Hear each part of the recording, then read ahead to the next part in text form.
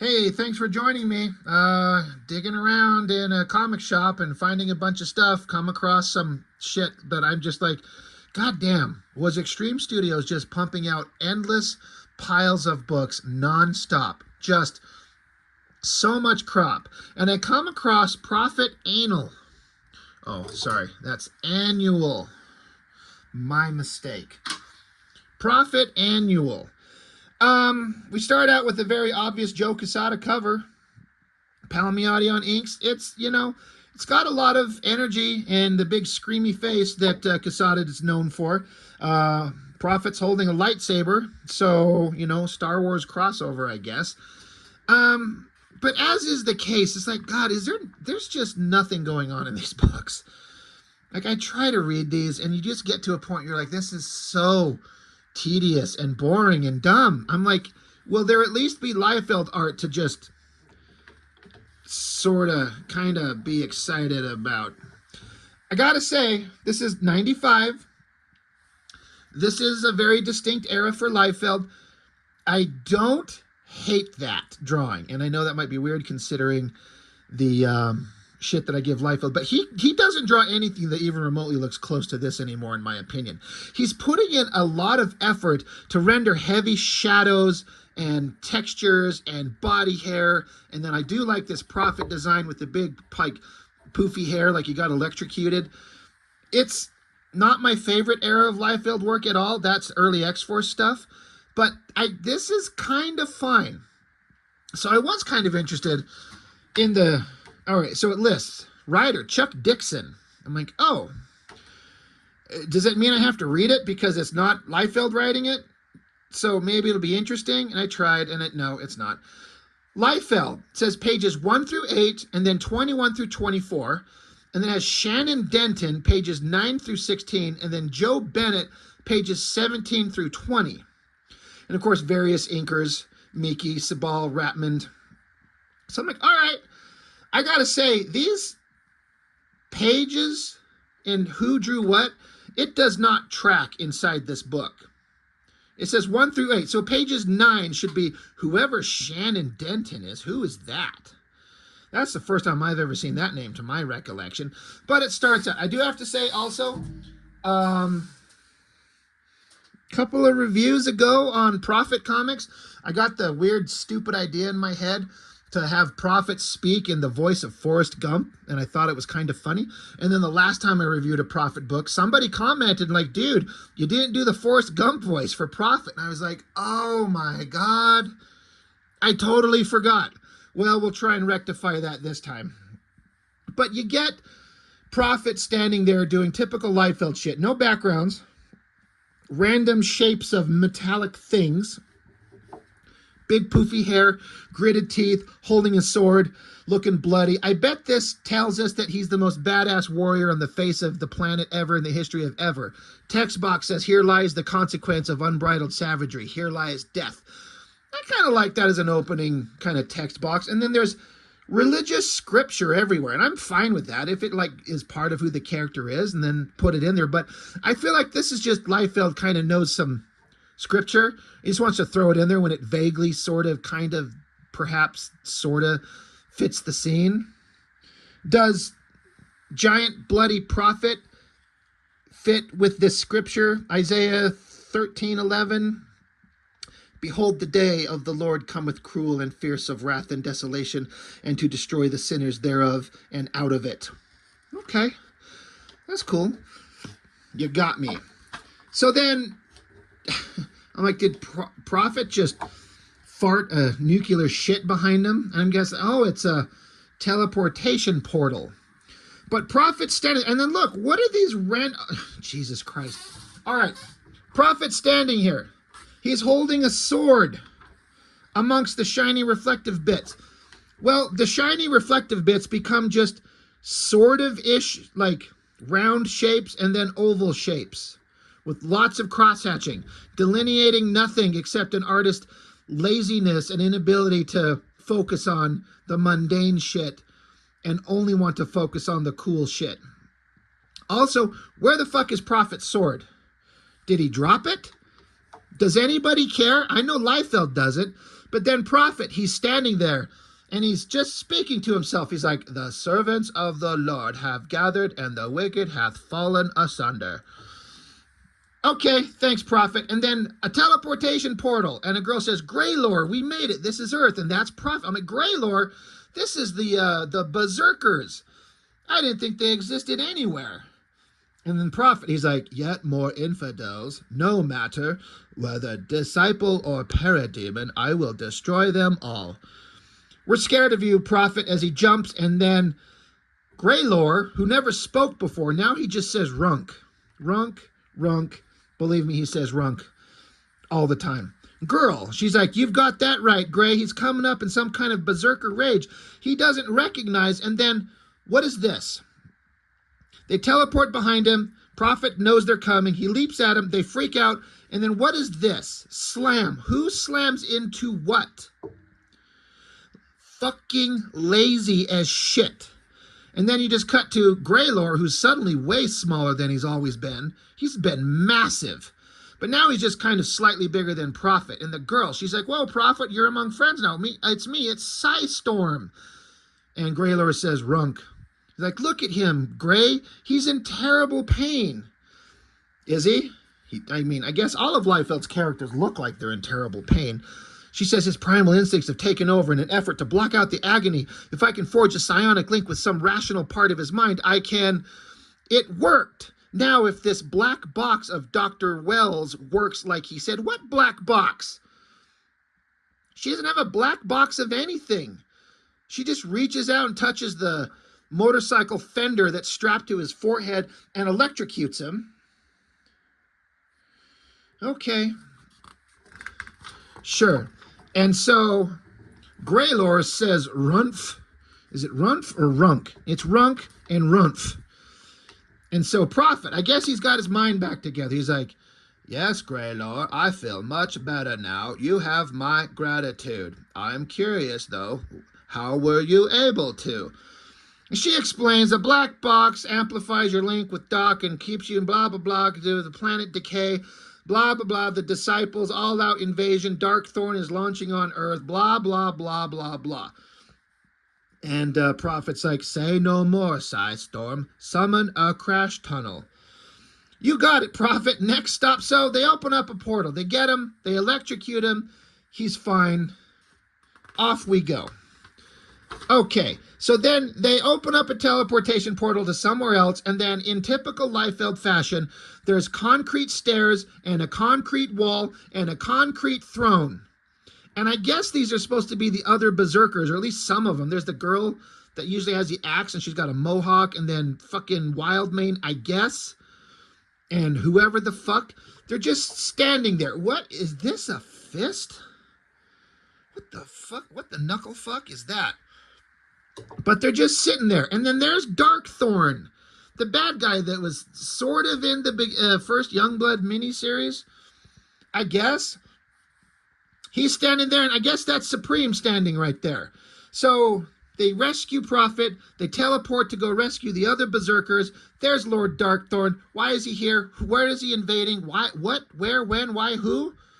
Why is Supreme there? And so Supreme, he gets all pissy. He's like, I crushed your pathetic little team of bugs, and I will take great pleasure in separating you from the wretched shell in which you store your soul. Okay, and then what the fuck happens here? Prophet, Greylor, and whatever girl, they're just arcing back as if something hit them. Was it Supreme? Because in the next page, Prophet's just fucking standing there. What happened? What is storytelling? Who knows? Liefeld certainly doesn't know. Again, what happened? I guess the implication is that Supreme just zipped down so fast, he punched them all, but it doesn't affect Prophet in the slightest, because Prophet's such a fucking badass. Well, Supreme is supposed to be Superman, and Prophet's like Captain America. This is so dumb. Nothing adds up. If you handed this as a first-time comic to somebody who's never read one, they'd be looking at this going, what? What is going on?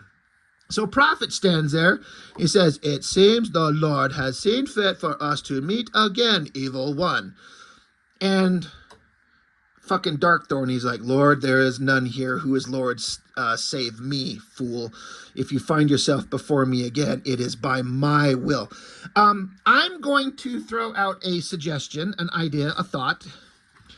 It has Danny, Miki, and Jonathan Sabal listed as inkers on Liefeld shit, which is pages 1 through 8 and theoretically 21 through 24. This stuff looks mostly like stuff that I've seen Sabal ink on Liefeld, and it's kind of fine. This page, if you're looking at the inking, something's different. I'm going to guess this is Danny Miki inking this, and holy shit, does he bring something new to the table.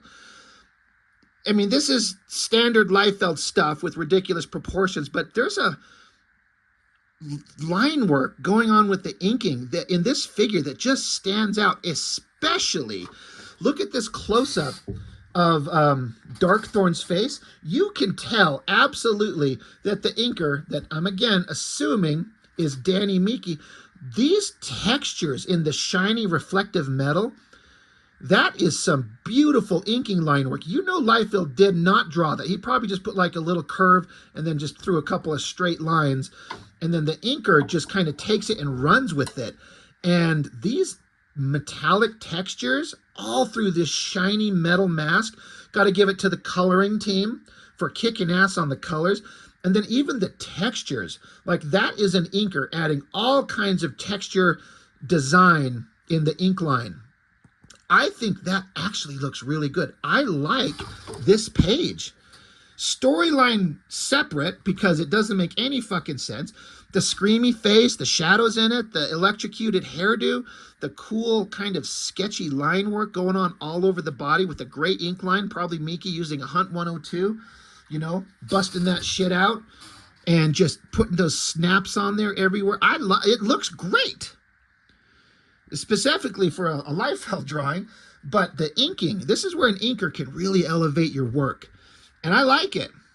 But then, so, yeah, they get punched, I guess, and then it does nothing, so he screams at him, and they talk to each other, and then there's just screamy face of guy.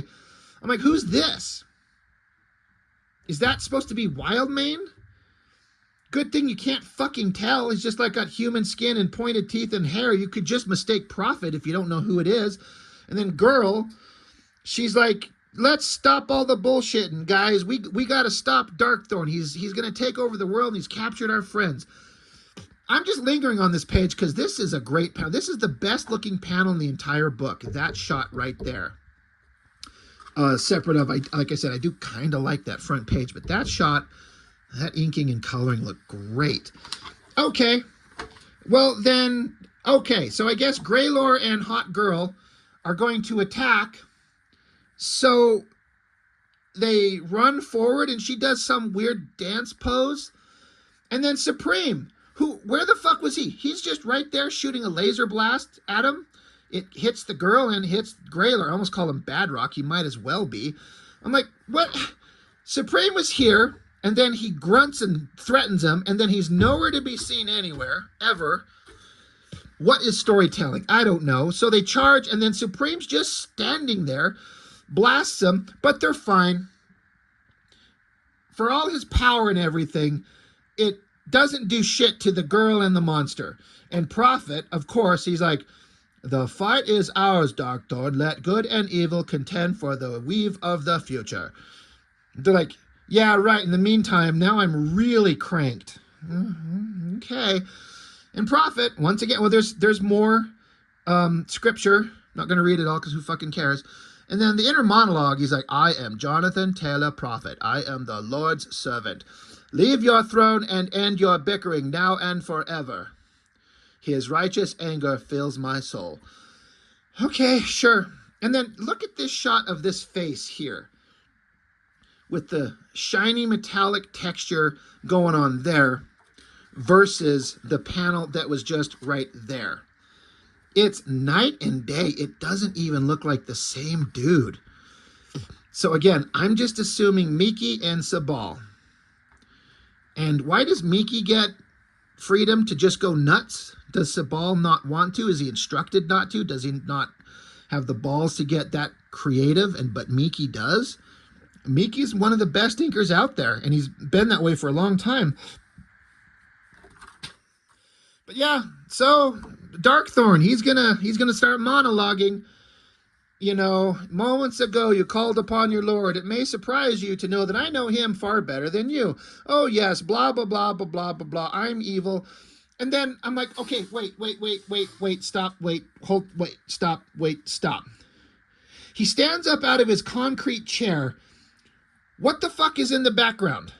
It looks like open sky. Wait. Weren't we just inside some room with giant concrete wall and the strung up bodies of the berserkers? Where did they go? It's literally just like 3 pages later and only 5 seconds have passed. Where the fuck are the backgrounds? Where are the characters? Where is the wall? Why are they outside? You know what it is Liefeld didn't fucking draw it. So the colorist is like, I don't know what to do. Hell, it was probably a team of colorists. Extreme Colors, pages 1 through 8. Scott Bauman, 9 through 20. Extreme Colors, Separations. A whole bunch of different people. So maybe they didn't know what they were coloring. So like, put a sky. And then, of course, the final files come through and Liefeld's like, nailed it, guys. Perfect. It's perfect. Heavily shadowed Darkthorn. He stands there. He's monologuing.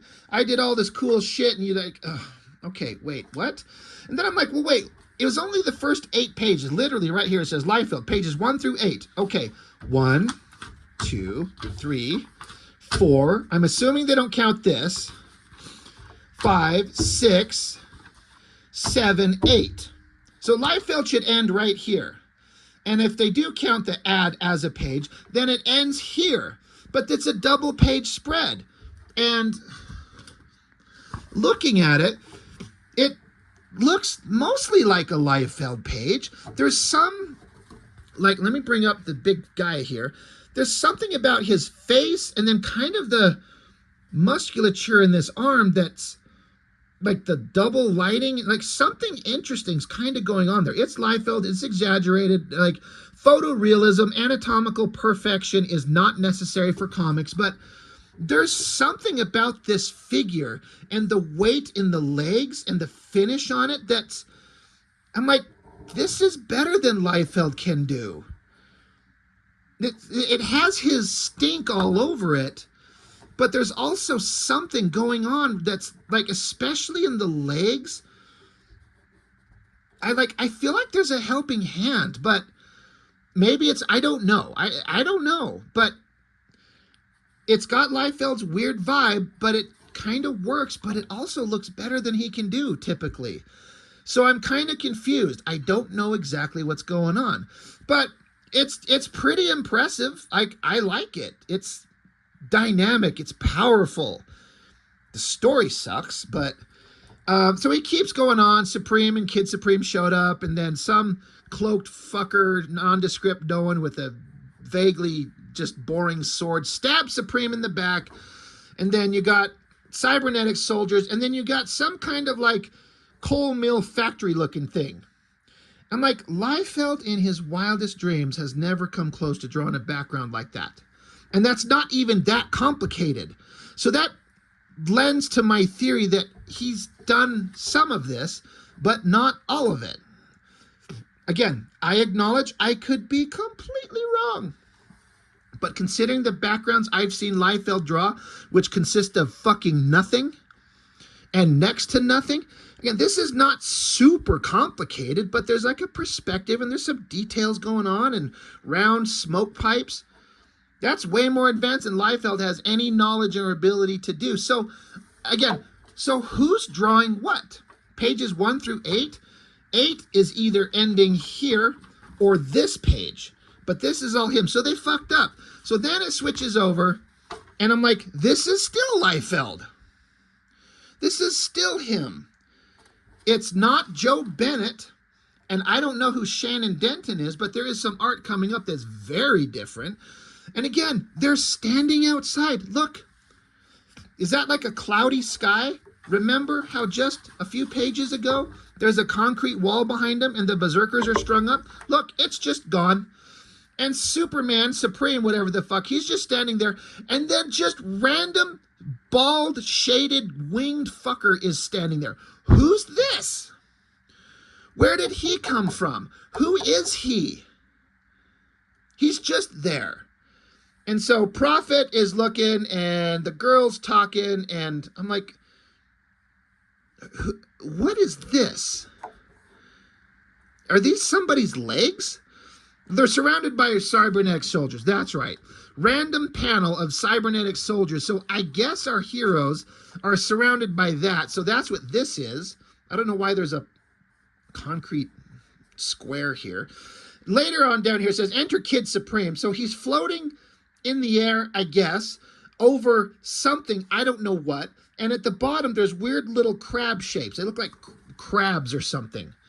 I think they're supposed to be human beings. He's supposed to be floating in the air, I guess, looking down at some kind of surface, I suppose, at human beings, presumably.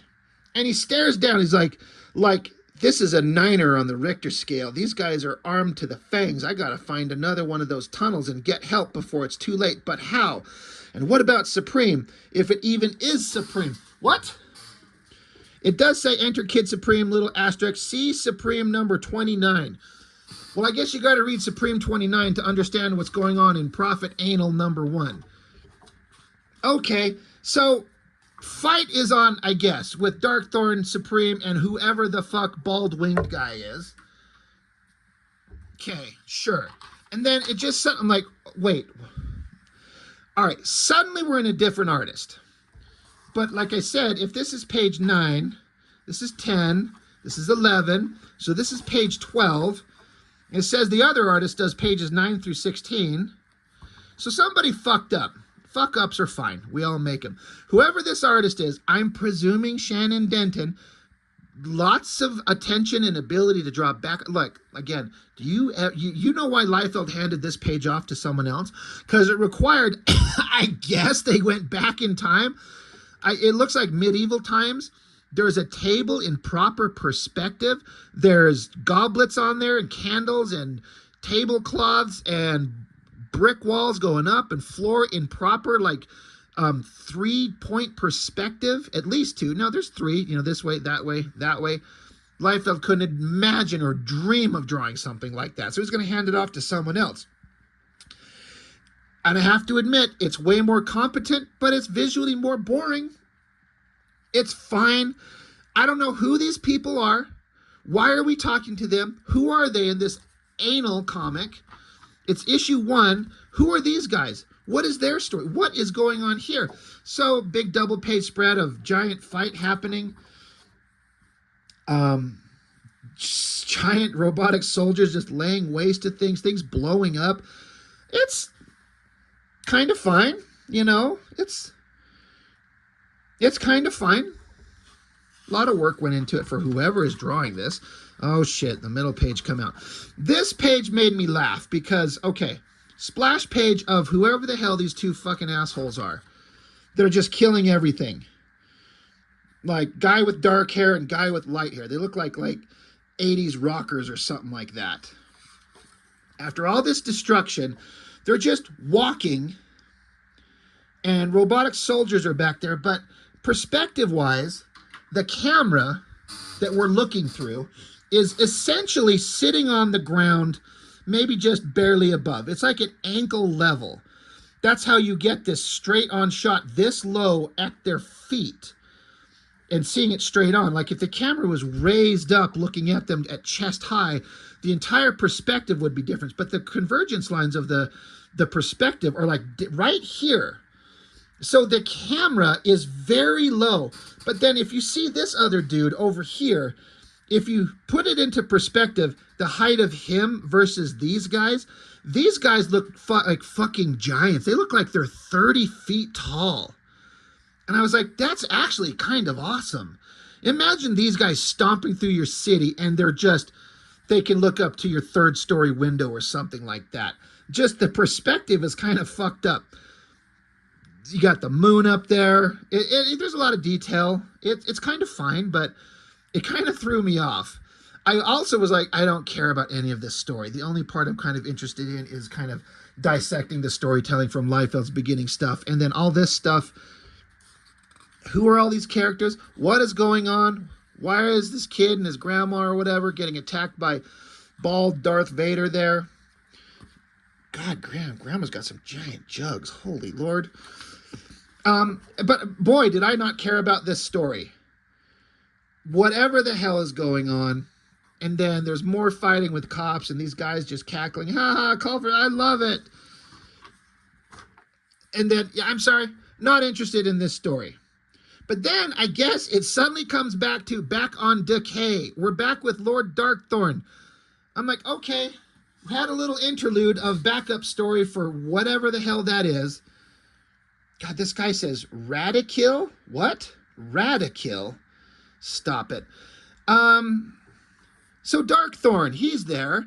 And then he says, even now, Baptist feeds on the terminal device with the life force of your people, and the time of your world's existence grows short. So then there's dark-colored guy with long black hair and wings. What? Who the fuck is this guy?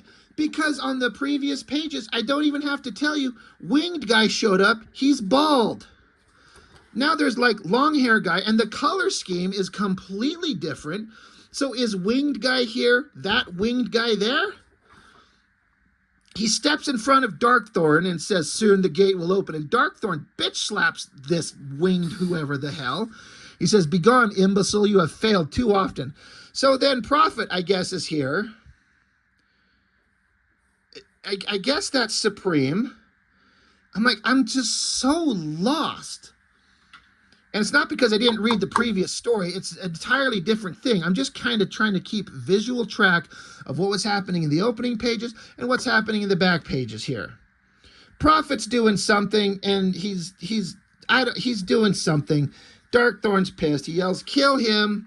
So then I guess Supreme dives at Prophet, and Prophet ducks under him.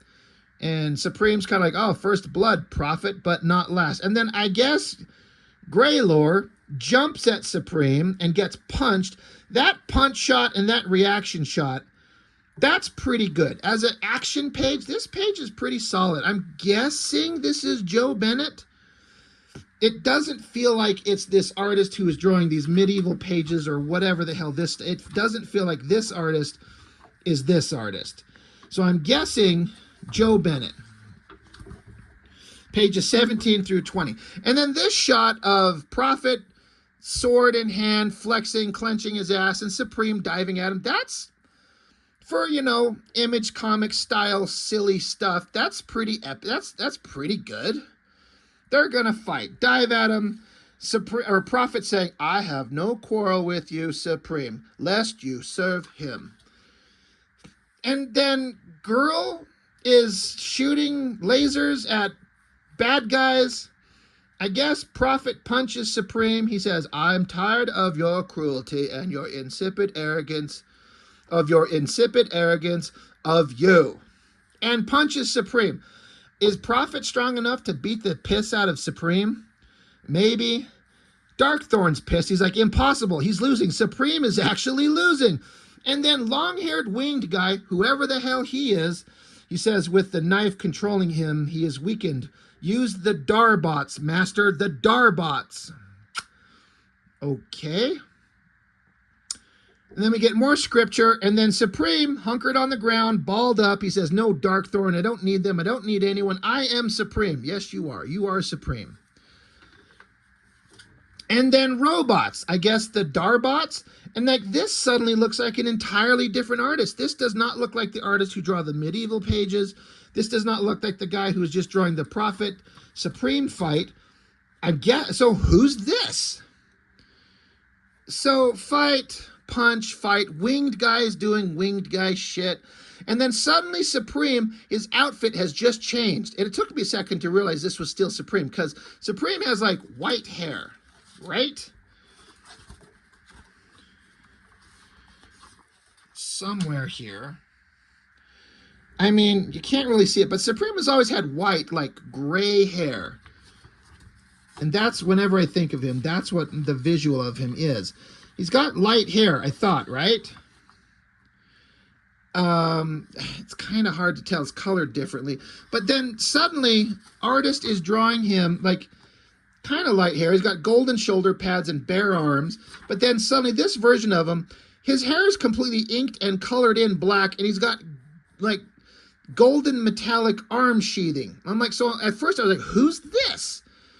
Who's fighting Prophet now? And I'm like, surrender to the Supreme. So that's Supreme? Okay. And then Supreme beats the shit out of Prophet, and everyone's lying down. And a portal opens up, and they all jump into the portal, and it says, to be continued in glory number 5. What the fuck stupid Prophet anal was this? This is dumb. This is all over the place. Artistically, story-wise, creative-wise, it's just to pump out crap, to fill the market, to keep bringing money in, to keep Liefeld Studio in control of shit, to be like, we produce the most books, so we provide the most revenue to Image Comics, so therefore you're going to kiss our asses because we bring in the most revenue. It's just junk after junk after junk.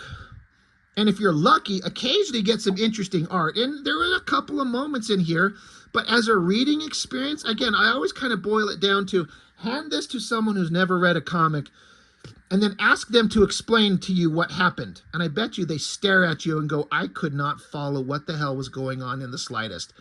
I was lost. I bet you. I wouldn't believe otherwise. So,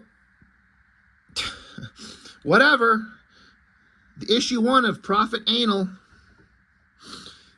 Sure. Thanks, Prophet. That was an amazing adventure. I learned nothing except that I don't like you. So that's all I got for this one. Thanks for watching. I'll see you next time.